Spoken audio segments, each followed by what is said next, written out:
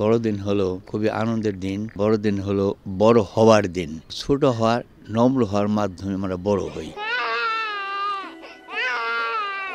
প্রভু যীশু খ্রিস্ট তার জন্মের মধ্য দিয়ে এটা দেখাচ্ছেন। উনি জন্ম নিয়েছেন গোশালায়, একবারে গরিব বেশ, রাজা ধীরে রাজ হয়ে গরিব বেশে গোশালায় জন্ম নিয়েছেন।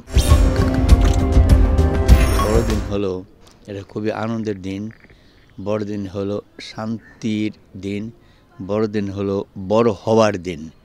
আর কীভাবে বড় হওয়া যায়, কবির ভাষায় যে বড় যুদ্ধ হচ্ছে তাও ছোটো হতে হবে। আর ছোটো হওয়ার, নম্র হওয়ার মাধ্যমে আমরা বড় হই। প্রভু যীশু খ্রিস্ট তার জন্মের মধ্য দিয়ে এটা দেখাচ্ছেন। উনি জন্ম নিয়েছেন গোশালায়, একবারে গরিব বেশ, রাজা ধীরে রাজ হয়ে এটা গরিব বেশে গোশালায় জন্ম নিয়েছেন। এবং তিনি তার প্রচার অনেক বলেছেন যে তোমরা নম্র হও, ছোটো হও, শিশুর মতো হও, তাহলে তোমরা বড় হতে পারবে, তাহলে তোমরা স্বর্গরাজ্যে যেতে পারবে।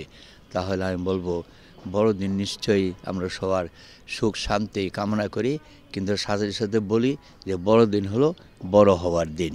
এই এইটি আমি সবাইকে উইশ করি, সবাইকে এই বড়দিনের এই শুভেচ্ছাটি আমি জানাচ্ছি।